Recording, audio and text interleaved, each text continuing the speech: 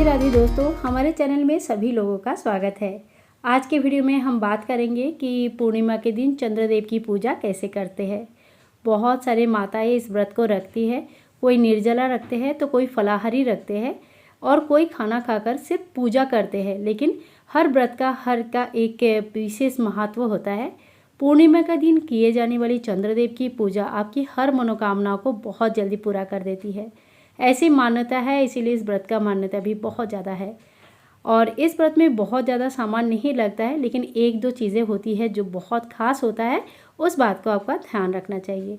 चलिए देख लेते हैं क्या क्या सामान चाहिए। तो आप थोड़ी सी फूल ले लीजिए, और अगर सफ़ेद चीज़ों का यूज़ ज़्यादा करें, सफ़ेद फूल है तो ज़रूर लीजिए। साथ में सबसे इम्पॉर्टेंट जो होता है वो खीर की भोग। तो आप खीर का भोग इस दिन ज़रूर बनाएगा, चावल का खीर का भोग, ठीक है। और इसके अलावा आपको सफ़ेद बतासा, मिश्री या रामदाना, इलायची दाना वगैरह ले सकते हैं। और सफ़ेद चीज़ों का भोग चढ़ाए, दान करें, और चाहे तो इस दिन गौ माता को थोड़ी सी खीर आप जरूर खिलाएं। आपका बहुत सारे चीज़ों से, बहुत सारी परेशानियों से आपको मुक्त हो जाएंगे। और एक तिल की तेल का या तो फिर घी का एक दीपक ले लीजिए। थोड़ी सी अक्षत ले लीजिए, अक्षत मतलब बिना टूटा हुआ चावल। रोली ले लीजिए जो तिलक करने के लिए। थोड़ी सी चंदन ले लीजिए। अर्घ्य देने के लिए शुद्ध जल ले लीजिए। और सबसे इम्पॉर्टेंट जो इस पूजा में रहती है वो है कच्चे दूध। कच्चा दूध का अर्घ्य देने से आपकी मनोकामनाएं बहुत जल्दी पूरा हो जाती है, तो ये आप जरूर लेना। कुछ मौसमी फल ले लीजिए।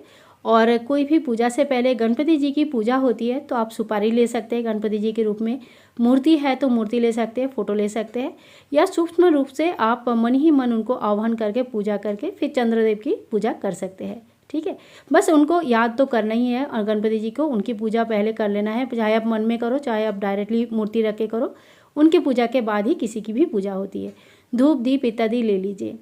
इसके अलावा आपको थोड़ी सी हल्दी लेनी है। हल्दी से हमें जगह को शुद्ध करना है, लीपना है, तो हल्दी आप ज़रूर ले लें। और अगर हो सके तो हल्दी का भी आप बना सकते हैं स्वास्तिक। नहीं तो स्वास्तिक बनाने के लिए सफ़ेद चीज़ों का क्योंकि यूज़ होता है, तो आप थोड़ी सी आटा ज़रूर ले लें। तो चलिए आप शुरू करते हैं पूजा। और इस पूजा को आप छत पे कर सकते हैं, बालकनी में कर सकते हैं, खिड़की में, अगर जहाँ से आपका चंद्रमा दिखती है वहाँ पे कर सकते हैं। कहने का है मतलब यही है कि जहाँ से चंद्रमा अच्छी तरह से दिखे, ये उसी जगह पे पूजा होती है। मेरी बालकनी से यहाँ पे चंद्रमा बहुत अच्छे से दिखते हैं, तो मैं यहीं पे पूजा कर लेती हूँ। तो सबसे पहले देखिए, जगह को अच्छे से साफ़ कर ले और फिर हल्दी से लीप ले।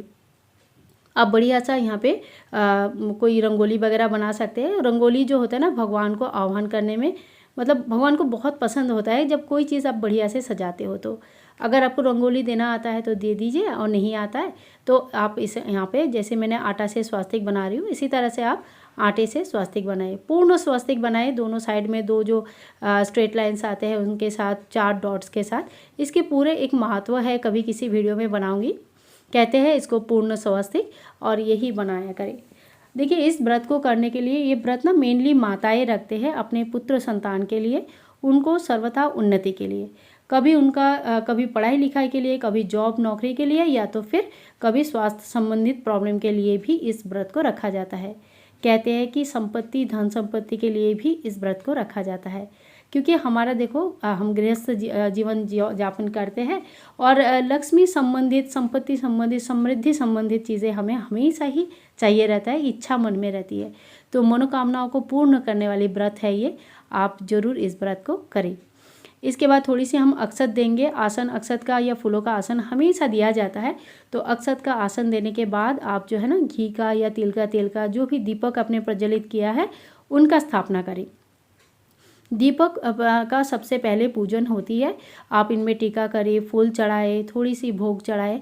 तो दीपक का जैसे कोई भी भगवान को हम आते हैं तो कौन भगवान का जैसे हम पूजा करते हैं, तिलक लगाते हैं, फूल चढ़ाते हैं, भोग चढ़ाते हैं, तो इसी तरह से दीपक का छोटा सा एक पूजा आप जरूर कर लें। यहाँ पे देखिए, मैंने छोटी छोटी टिक्की भी लगा दिया है। और इसी तरह से दीपक का पूजन होने के बाद मैं एक कांसे का थाल ले लूँगी। थोड़ी सी धार वाले थाल लीजिए जहाँ पे आप अर्घ दे सके। अर्घ आपको हमेशा थाली में ही देना चाहिए। नीचे गिरेगा पानी या दूध, ऐसा कभी नहीं करना चाहिए। देखो, नीचे नाला है या किसी का पैर पड़ेगा वहाँ, या तो कोई गंदी जगह है, तो ऐसी जगह पे अर्घ का पानी नहीं जाना चाहिए, इससे पाप लगेगा। तो देखिए, इस तरह से एक थाली ले लीजिए, और ख्याल रखें इसमें तांबे का थाली यूज़ मत करें, क्योंकि हमें दूध का अर्घ देना है और तांबा और दूध मिलके जहरीला इफेक्ट क्रिएट करता है। तो यहाँ पे देखिए मैंने चंदन से स्वास्तिक बना लिया। आप चाहे तो कुमकुम से बना सकते हैं, चंदन से, आटा, हल्दी, किसी चीज़ से, किसी भी शुभ चीज़ों से बना सकते हैं। थोड़ी सी अक्षत का आसन दिया। फिर हमारी छोटी सी एक गणपति जी की है, जिनकी मैं मतलब कोई भी पूजा में इनकी स्थापना करके पूजा कर लेती हूँ। इसकी जगह आप सुपारी यूज़ कर सकते हैं, या फिर मन ही मन गणपति जी को पूजा करके फिर चंद्रदेव की पूजा शुरू कर सकते हैं। चंद्रदेव की पूजा के लिए हमें जल का अर्घ देना पड़ेगा, और जल का अर्घ देना, दूध का अर्घ देना, यही सबसे बड़ा महत्व रखते हैं। 3 बार आपको इस तरह से अर्घ देना है, जैसे मैंने वीडियो में अभी दिखाया आपको।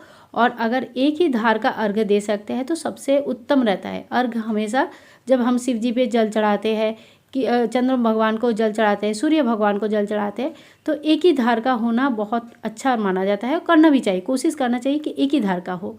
इसके बाद 3 बार जल का अर्घ के बाद 1 बार दूध का अर्घ दे, और उसके बाद फिर से 1 बार शुद्ध जल का अर्घ दे। हर बार अर्घ देने के टाइम पे आप चंद्रमा का दर्शन जरूर करें और उनको स्मरण करते हुए इस पूजा को करें। मन ही मन आपका जो भी मनोकामना के लिए इस पूजा को आप शुरू कर रहे हैं, उस मनोकामना को भगवान को जरूर बतलाएं, क्योंकि वो आपकी पूजा स्वीकार करेंगे, आपकी मनोकामनाएं सुनेंगे, तभी तो आपकी मनोकामना जल्दी पूरी होगी। अब जो है, जैसे हम नॉर्मल पूजा करते हैं, फूल चढ़ाते हैं, चंदन चढ़ाते हैं, अक्षत चढ़ाते हैं, भोग चढ़ाते हैं, इन सारी चीज़ों का हम चढ़ाएंगे और थाली में ही चढ़ाएंगे। इनको भी कहीं इधर उधर फेंकना नहीं है, नीचे नहीं फेंकनी है। और थोड़ी सी जो आपके पास फल रहेगा, और फल वगैरह, ऋतु फल जो होता है ना, उस समय के लिए, जिस समय आप व्रत शुरू कर रहे हो उस समय में जो भी फल अवेलेबल रहेगा उस फल को चढ़ाइए। सबसे ज़्यादा महत्व होता है। देखो आज उस दिन ना, जब भी मैंने रिकॉर्ड किया कल, तो ये पूर्णिमा नहीं थी, तो मैंने खीर नहीं बनाया था, लेकिन पूर्णिमा के दिन आपको खीर जरूर बनाना है। थोड़ा सा खीर इसमें से गौ माता को खिलाना है, बाकी खीर घर में सभी लोगों को बांट दीजिए। स्वास्थ्य के हिसाब से, मन का स्थिर रखने के हिसाब से बहुत अच्छा रहता है। बस आप पूर्णिमा के व्रत तो हिंदू शास्त्र में हिंदू महिलाएं जरूर करती है, बहुत ही अच्छा माना जाता है गृहस्थ जीवन के लिए। आप धूप दीप करेंगे, थोड़ा आरती करेंगे।